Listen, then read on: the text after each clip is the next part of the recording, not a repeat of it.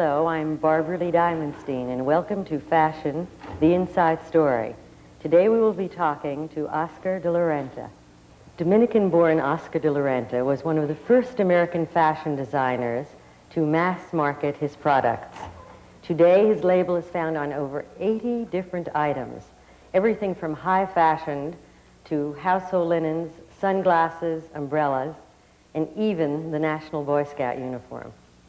A very warm welcome to you, Oscar. Why and under what circumstances did you leave the Dominican Republic? Well, I went to art school in the Dominican Republic. I was going through art school at the same time I was going through high school, and graduated, did my first one-man show of my paintings when I was 17 years old, and sort of I convinced my mother, and my mother convinced my father that I should go to Spain to study painting. You know, my mother was sort of a very strong influence in my life. I mean, she loved clothes, and she sort of loved to dress well. And my mother used to go quite often to Cuba, to Havana. She thought it was a wonderful, fabulous city, very, very gay, sort of wonderful people. And there was a very famous store in Havana called El Encanto, who was the only sort of store in Latin America that carried all kind of European clothes. And my mother used to buy all of her clothes there. You know, though there was not really a fashion industry in my country as per se, I think that the Latin woman sort of cares a lot about dressing. So I did see some people sort of fairly well dressed, though I never at that point ever thought of being a fashion designer. I mean, it never entered my mind. Well, there you were in Madrid studying art and suddenly became a fashion illustrator, as I understand it. Well, my mother died when I was 19. My father remarried 2 years later and said enough of that nonsense of wanting to be a painter, to want to come back to the Dominican Republic. He wanted me to go into my father's business. He was in the insurance business, and he thought that I should go back and sell insurances. I wasn't really making any money with my work then, and I thought that one of the commercial aspects of being a painter was that probably because I could draw very well, I could make some fashion illustrations, and I started doing fashion illustrations for newspapers and for magazines in Spain, and I was making a little bit of money, and going into the fashion houses and looking at the clothes and designing the clothes, I started sort of, while I was waiting for the model to change, I said, well, if I would have made that dress, I would have made it differently. And I started doing sketches of my own. And one day a friend of mine saw those sketches, and he showed my sketches to Balenciaga, who was then obviously a very well-established designer already in France. He saw my sketches and saw that I was very talented and my sketches were very good, and asked me if I would like to come to work in his place as an illustrator. But at that time, it was quite customary that you will take young people and train them, and at the same time they will do some sort of job, picking pins and doing all sorts of things. And that is really what I was doing at Balenciaga. And what caused you to move on from there? I never thought that I would give up painting at that point. That came much later. I thought that if I was going to be in fashion, and probably that was something that was compatible with painting, the best place to be was Paris, and at that point.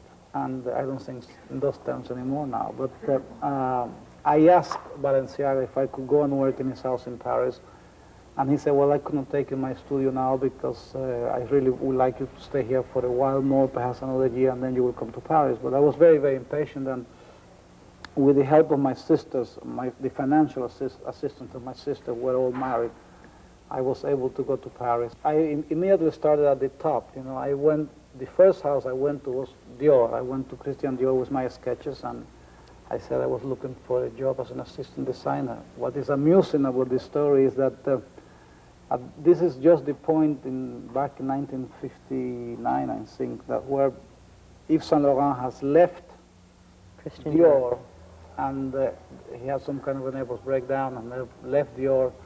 And Dior was in the process of engaging Marc Bohan, but it hasn't been officially announced yet.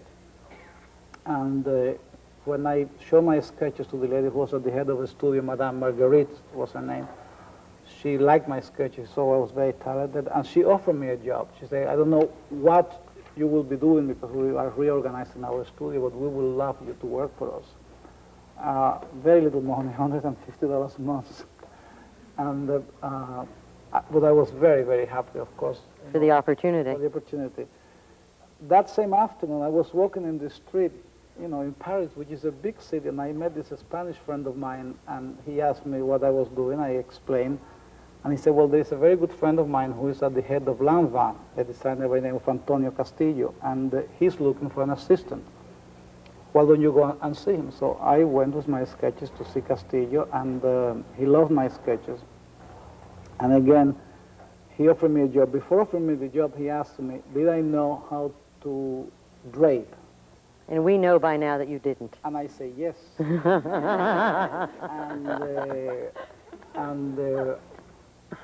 and he looked at my sketches and he said, would love you to come and work as my assistant. And he said, well, actually, I came at the insistence of this friend because I have already accepted a job at Dior.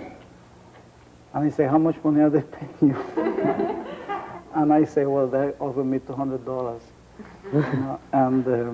And he said, well, what about if I pay you $250?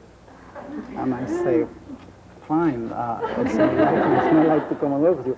But I say, nevertheless, I need to go back to Spain and pick up my clothes, and I really couldn't start before 3 or 4 weeks. And he said, well, that will be fine. And I asked for a letter, and an engagement letter. And then that evening, I went through the yellow pages, and my French then was very, very bad. I think you were looking for a school. And I looked for a fashion school, and I took the biggest sign, and I went to this school the following morning, and I asked for, it was a private school, I asked for, for the head teacher, and I told her the whole story. I said, I accepted this job yesterday. These are my sketches. They asked me if I knew how to drape, and I say yes, and I don't.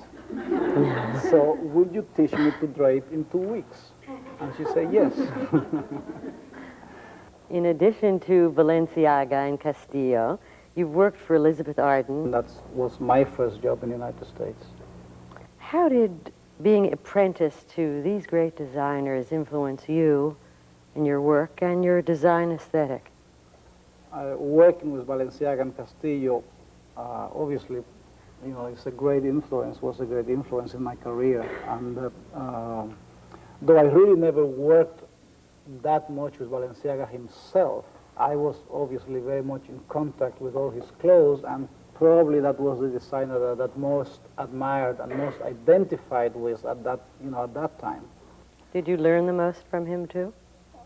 Yes, I learned a lot from him. The very interesting thing about Castillo, he made really very beautiful clothes, and I think that probably my sense for evening clothes really comes much more from Castillo in a way that it comes from Balenciaga. And it's interesting because Mrs. Gloria Guinness, used to dress from both of the designers. They were both very close friends, and she probably, half of her wardrobe was Balenciaga, half of her wardrobe was, Castillo. And she died 2 years ago. And about 3 or 4 years ago, I asked her, what have you done with all your old clothes? And she said, well, I gave all my Balenciagas away to the Metropolitan when they had that Balenciaga show, and to the Victoria and Albert Museum in England. And I said, what happened to your Castillo clothes? I said, well, those I never gave away because all his evening clothes I still wear. What is interesting is that he designed clothes that were not really particularly important in that period, but that are sort of timeless clothes, while Balenciaga designed clothes that are so strong for the period that he designed his clothes, that I think it would be very difficult today to wear a Balenciaga dress for a woman, which will not look dated. How can you have fashion on the one hand and timelessness on the other? There are certain things that are classics, like a men's gray flannel suit. The same thing goes for a lady's sweater. I think that if you have a sweater that is a classic, sweater in the sense of, of a classic shape, it lasts far much longer than something that makes a very strong point of view, at that time. I think that the eyes get tired of things that are very exaggerated, you see, and that is why it changes. We left you a moment ago in Paris. Perhaps you might tell us, I guess it's been nearly 20 years that you are in New York now. how you wended your way from there to here. There were quite a few of my friends in Paris that have come to New York to work and were doing very well and were making a lot of money. Up to that time, I have worked with high fashion houses where ready-to-wear was really very unimportant, and I felt that in New York, they have a much better understanding of ready-to-wear and mass marketing and all those sort of things that they had in France at that point, besides the money. The first day that I arrived in New York, I was staying in a hotel on Madison Avenue, and a friend of mine called me at 5 o'clock in the afternoon. I asked me if I had a black tie, and I said yes, and I said, are you too tired? I said no. I said, would you like to come to, there's a charity ball, tonight, and I need an extra man. Would you like to come? This friend of mine was working in public relations. And I said yes. So I went to this charity ball, and at the table I was sitting next to Elizabeth Arden. Antonio Castillo, whom I was working for in Paris, had worked for 5 years for Elizabeth Arden. And of course, I knew a lot about her. And one very important fact about Arden, and she was an extraordinary lady and already on her 80s, is that she loved to fire people, but she hated anyone who ever left her. Once you have learned that I was, a designer working in Paris, she asked, whom do you work for? I say, I work for Castillo. And she say, oh, Castillo, he used to work for me. I say, yeah, I seem to remember he mentioned your name one time. Obviously, and I knew everything about his 5 years at Arden, and she immediately said, you should really come and work in the States. And I say, I love Paris, it's a wonderful city, and probably, in a few years, I might decide to come to work here. I said, but New York is so much more exciting, and you can make so much more money. I say, obviously, if I will find an extraordinary, irresistible offer, I might consider it, but... and down the evening, she came back to me again, and she said, well, why don't you come to see me tomorrow? I would love to see your sketches.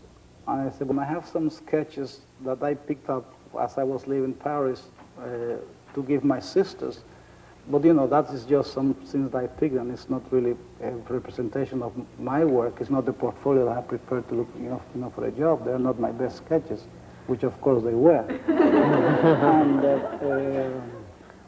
so anyway, the following day, the secretary called and asked me to come and see her. And I went to see her at noon, and she went through my sketches very fast. And then she said, I would love you to come and work for me. I designed a collection for me. Again, I say, I'm not looking for a job. She said, well, what do you call an irresistible offer? And at that point, I was making in Paris $350 a month. So I saved $500 a week, and she said, you got a job. How did you get the publicity that you needed when you first started out here in New York? But a friend of mine in Paris, who was working at French Vogue, who then turned out years later to be my wife, gave me a letter of introduction for Diana Brilliant. And I called Diana Brilliant, and she asked me to come and have tea with her on a Sunday. And she said, what are you doing here? What's what you want to do? I told her, and I say, actually, I have been offered 2 jobs. I have been offered a job to go and design for less money the ready-to-wear collection for Christian Dior, and I have been asked to go and work for Elizabeth Arden. And she told me, Miss Arden is a very difficult person. I said, yes, I know, because Castillo worked for her for 5 years. And Diane asked me, what is what you want in the future? And I say, I would love to be a very well-known designer of ready-to-wear clothes. And so she said, well, then you should go to Elizabeth Arden. Fashion, the inside story, will return in a moment.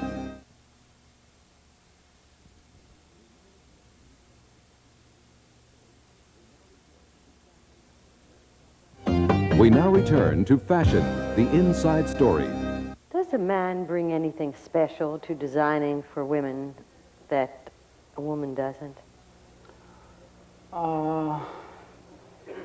Yes and no. The most influential designer of the 20th century, the one who really sort of changed the way of dressing for women is a woman who was at the Chanel. I think that she really created, you know, the women's live movement. She really was the one who took women out of undergarments, and she created the modern woman of today. I think that, you know, by far, she's, you know, the most creative and the most innovative designer of the 20th century. Well, it's been said that you, if not Freud, understands what women want. Just what is it that you think women want? I think that this is sort of a guessing game. I probably... What's your best guess this year? I think that the same as every year. I think that women want to be dressed like women.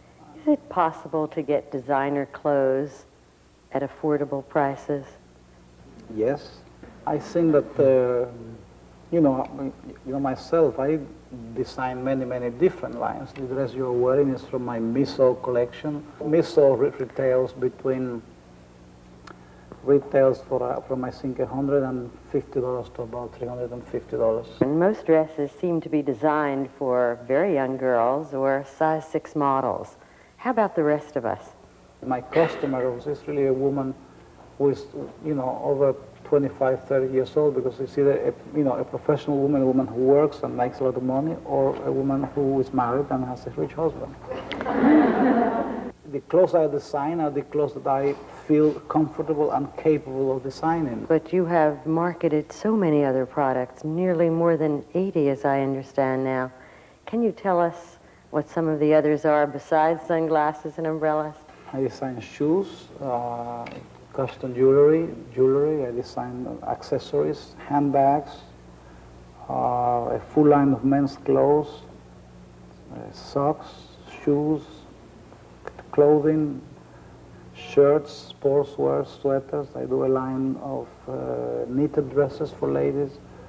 We do the Miso line that I already mentioned. I do sheets and towels.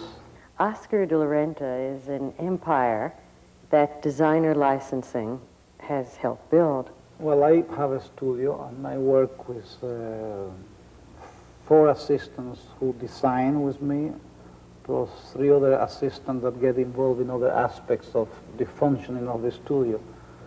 And we really, design practically every product that is labeled with my name. I believe that your perfume is the #1 perfume today. Is that correct? It's #1 in the United States. And limited distribution. Oscar de la Renta you can only buy in established, a store like Saks or Bergdorf or Bloomingdale's.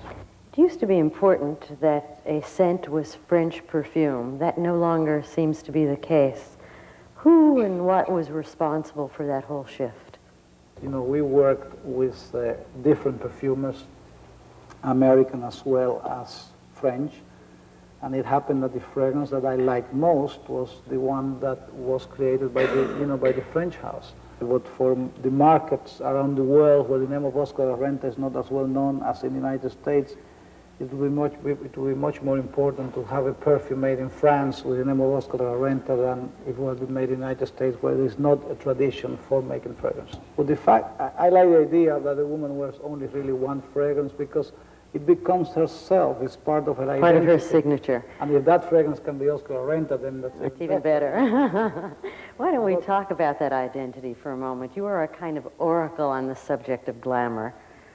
Perhaps you might help us define what that difficult term means. Just what is glamour? What makes a woman glamorous? Is it her clothing, her grooming, her posture, or is it really some other more mysterious quality? Glamour. I think that it starts within oneself. You see, I think that is the image that the woman's, glamour has nothing to do with beauty. Even a badly dressed woman can have some glamour, it's sort of, but I think that the glamorous woman is a woman who has sort of a certain kind of glow, and that glow is something that she has to create for herself. For any human being, I think that the most important beauty is the inner beauty. I think that the most important beauty is the beauty, not the beauty that you are born with, but the beauty that one creates for oneself. Being a name designer today is obviously a very serious business too. and it requires a special business sense as well as aesthetic ingenuity. How much of your time nowadays do you spend on the bottom line rather than the hemline? When I started my own business in 1965, I'll spend probably 90% of the time designing clothes. Today, I probably spend like 30 or 40% of my time designing clothes. Obviously, that is the time that I like the most, that is the time that I enjoy the most. Unfortunately, you know, my business, like almost any other designer's business, has changed in the sense that, you know, the promotional aspects of it has become very, very important. America used to be the poor cousin of the European market, and now obviously it does set the pace. How do you account for that success and that change? Well, what happened is that, you know, for years, 7th Avenue was really controlled by manufacturer and not by designers. That really changed in my time when I came to 7th Avenue. Early in the 60s, the designers started to emerge as, you know, as the stars on the label. But up to them, what American manufacturers have been doing is that they were buying they would go to Paris, buy clothes from the European market, bring them to the States, and, you know, copy them. And but then in the very early 60s, and even in the 50s, people like Claire McCarter, Norman Norell, those are the people who really sort of launched the importance of the American designer and who they created what this market is, you know, is today. It's been said that good taste is almost as rare as genius. Would you agree with that, and how would you define good taste? I think that good taste comes from the appreciation of life. You know, I think that from the appreciation of life and from learning. You're known to millions of Americans not only by your clothes, but by your publicity. There are not many designers that appear on the cover of the New York Times magazine or are featured with such regularity in the national and international press. What next? Where are you headed, and what are some of the plans you have? I mean, I'm quite happy doing what I couldn't handle any more work than I'm doing, you know, right now. And I make very good money and very good living. I have a very happy life, and I'm just working hard to keep what I have. If an actor can be an ambassador, why can't a fashion designer be an ambassador? Is that a career that you might consider? You know, I have very strong ties to my country, to the Dominican Republic, and I have been offered more than one time to be the Dominican ambassador to, you know, to Washington. Well, I think that I am a much better ambassador by being just myself, and you know, I think that I serve my country better, my country of birth, by being Oscar de la Renta and by going there as myself, and I feel much happier as an American doing what I'm doing, because that is what I do best. If you had it to do over again, what would you do otherwise? Probably I would have done it the same way. I mean, there are a few mistakes, but they are not that important. Colorful, fanciful, inspired, these are the clothes designed by Oscar de la Renta. Through his words and his work, we have seen what happens when a designer translates his love of vibrant colors, forms, and fabrics into art that can be worn. Thank you, Oscar de la Renta, for being with us today.